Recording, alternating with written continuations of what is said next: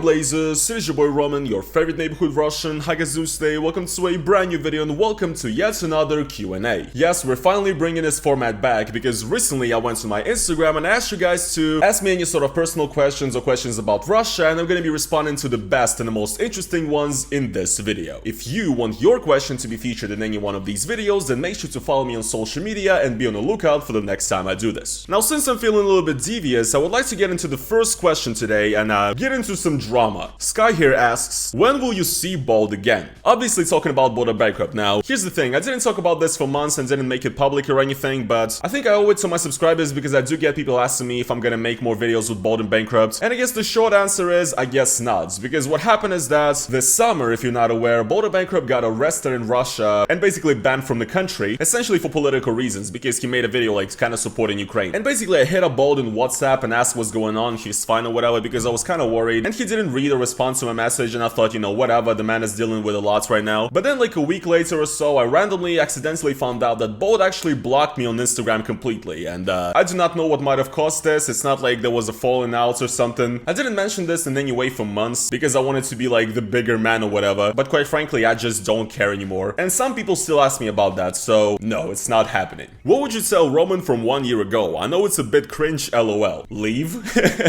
Get some kind of visits to Europe while you still can and while you're still in Russia? That's probably what I would tell to myself, but I try really hard to not look at life that way, you know? Because if I just keep thinking about what I could have done differently in the past, I would actually go insane, and I'm already going insane as it is, so I'm just trying to accept my life the way that it is. It is what it is. What are your tattoos of? What tattoos do you want to get in the future? Yeah, let's do a quick rundown, I guess, because people ask me about this as well and I never talk about it. Since everything started and I moved to Georgia, I got a bunch of tattoos. I never had tattoos, I didn't get them in Russia, so I got a bunch of tattoos now, and all of them have basically been done in the last 8 months, which I'm probably gonna regret in like 5 years, but I don't care, to be honest. You know, when big shifts happen in your life, such as what happened to me, you kind of start treating yourself worse, to be honest, you know, thinking that none of this is real. And if before maybe I thought, you know, my body's a temple, I'm not gonna put any random thing on it, at this point I don't feel like my life is worth anything anyway, you know, so, to be honest, so I'm like, whatever the fuck, I'm just put random pictures in my body, I don't care. The first tattoo I actually got was this right here, this like barbed wire on my wrist. I think it's pretty cool. It's not original, but you know, it has a deep meaning because I'm trapped in a system that I don't want to be in, you know. Then I got a bunch of these knives right here for like no reason whatsoever. I don't know why. This is one tattoo I kind of regret though. I mean, a lot of people say to me that it looks cool. I think this empty space right here on my arm just kind of ruins everything. Like if I had that fixed, it would be actually cooler. After that, I got 3 more tattoos on the same arm. So first of all, I have this one right here, which is it's sort of a composition that shows like, basically you have the Kremlin building here, one of the buildings of like the Moscow Stalinist building, because I like that Soviet architecture type style, and then it has like the head of Vladimir Lenin on it that's hanging off of like the one of the Soviet buildings, which basically shows that like I still appreciate where I come from, you know, my heritage and, you know, my country, but also like, you know, down with the fucking, you know, politicians and talking heads and all these motherfuckers who, you know, are destroying our countries. So yeah, I just thought this was kind of cool, and I do like this tattoo, and I came up with it myself as well. Another one I have right here is MF Doom, one of my favorite artists, and I also got this tattoo right here, which is actually a license plate that says Underground on it, and it's actually a reference to a video game that's a big part of my childhood, Need for Speed Underground. Actually, first video game I've ever played in my life, so yeah, I don't know, I just thought it would be cool to get. And my other arm right here, I got like a fallen angel type thing right here, which you can see here. Kind of a normie tattoo, to be honest, you know, something like a fucking white girl would get, but I actually like it. And I also have this tattoo right here as well, which I got at the same time as this one. It's basically this like death with a fucking Sith or scythe on top of like the earth. I think it just looks cool as fuck, to be honest. And yeah, the meaning is basically that the world is a fuck and we're all gonna die, you know, so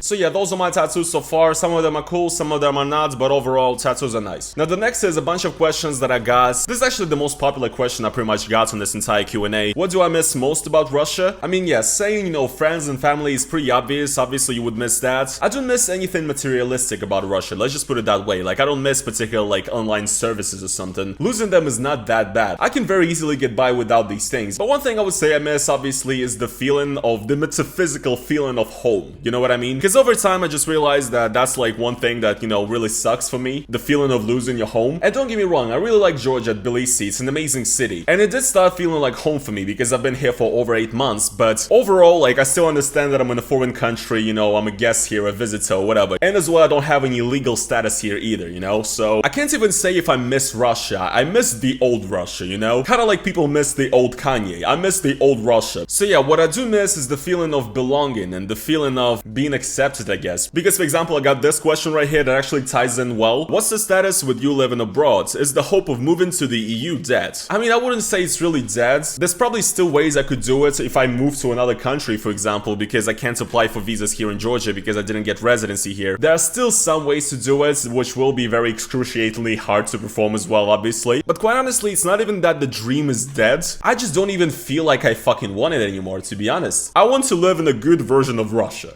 okay?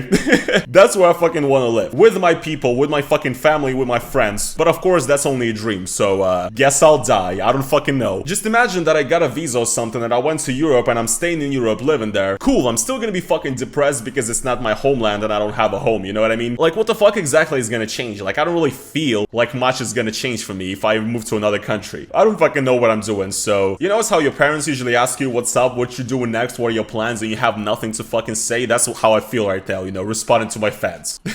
That's just the way it is. Do you ever look at old videos of yourself and cringe? Yes, definitely. If you guys have watched my channel for years, you know I had a massive change with my political views, my overall demeanor and everything. And a lot of my friends are actually fans of what I do, so sometimes my friends would play like old videos of mine in front of me, you know, or something like that, and pretty much anything that's older than like 3.5 years, 3 years at this point, I literally can't watch it. Like, I hate myself in those videos. I hate my political views. I hate what the videos are about. I hate the jokes that I make. I just hate it. If you're older than me and you were not on the internet at my age or whatever, just imagine if like the angsty teenage version of yourself was also spreading his bullshit to millions of people online. That's what I was like in those years, so no, I hate watching my old videos, and you guys shouldn't either, by the way, you know, I'm warning you. How are you feeling as a Kanye fan? Would you still describe yourself as a Kanye fan? Yeah, man, this is one of the saddest things as well right now, to be honest. Kanye currently is actually such a terrible person, it's insane. Kanye has not only fumbled Kim K, Demna, and Adidas, but he's also hanging out with Nick Fuentes, a known Nazi, Milo Yiannopoulos, a known Nazi, and Sneeko. Kanye at this point is basically a deeply mentally ill man who just fell off, who's divorced, and is now hanging out with fucking incel losers of the internet, while spreading anti-Semitic, ultra-right-wing rhetoric. I don't know, what can I say? Kanye can suck my balls while he's at it, you know? And I'm saying this as a huge fan of his music.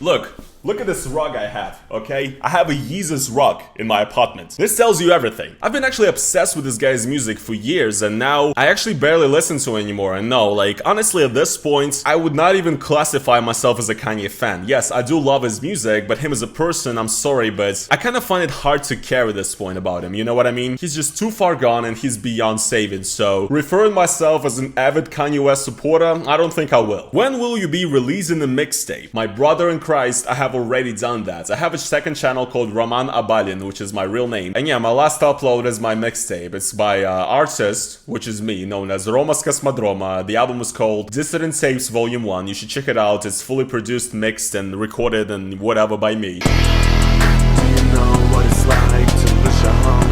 Now I got nowhere to turn. And people looking at me weird like I don't belong. Now I got nowhere to turn. My back to the wall, I'm running out of options like a rolling stone. Hey, my back to the wall, I got nowhere to go. I got nowhere to turn. Nowhere to go, nowhere to go, nowhere to go. Keep discretion is advised. It's getting rave reviews, you know? Where do you think you will be living 3 years from now? I don't know, underground? In a coffin? I don't fucking know, dude. I'm just gonna put it this way. If I'm living 3 years from now, I'm already good.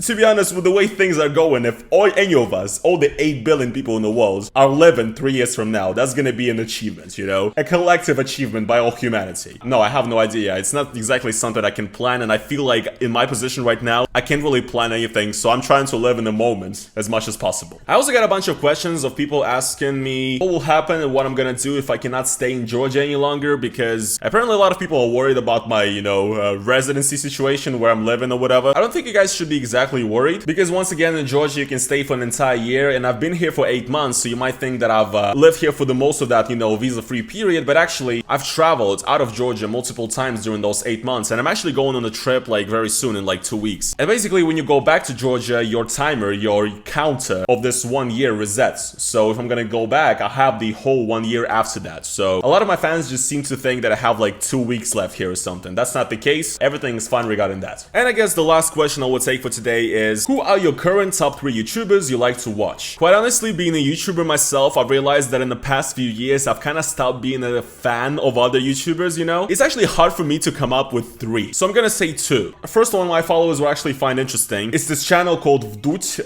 now as well recognized as a foreign agent in Russia, by the way. This guy is the most famous interview channel in Russia, and he's been basically very outspoken against the, you know, special military operation in Ukraine since it started, and he interviews like a lot of opposition people right now, interviews a lot of Russian dissidents and everything, and a lot of his videos have English subtitles and everything, so if you're actually interested in seeing what Russians who are against everything, against all of this are saying, you should check out the channel. It's pretty interesting. And if we're not talking about political stuff, honestly I would say Donkey. I like Donkey, you know, he's one of those channels that I like to just binge. I don't even watch every single upload of his, I guess, but I do like to binge his like old stuff from like 3 years ago or something. But yeah, I guess that's kind of it. I cannot really say there's exactly a YouTuber right now who I'm like thinking about, like, oh my god, I can't wait until he drops a new video. I just watch random shit from my recommended most of the time, to be honest, and that's probably how most people on YouTube are these days. I'm surprised I even have any subscribers, bro. But if you are one, I respect you. Anyways, guys, yeah, I guess this is gonna be pretty much it for today's video, though. If you guys did enjoy it, if you guys found it entertaining, then please make sure to slap the like on this video. As well, guys, if you want to support me additionally on this channel, you can either go down to the link in the description, become a YouTube member. It's basically like YouTube's own version of Patreon, and that's one way to support me. Or also you can leave a super thanks under this video, which is like a highlighted comment that with a donation to me. That's another way to support me as well, and I truly appreciate everybody who does it. And yeah, guys, I guess this is gonna be pretty much it for today's video, though, and I will see you guys in the next one. Peace.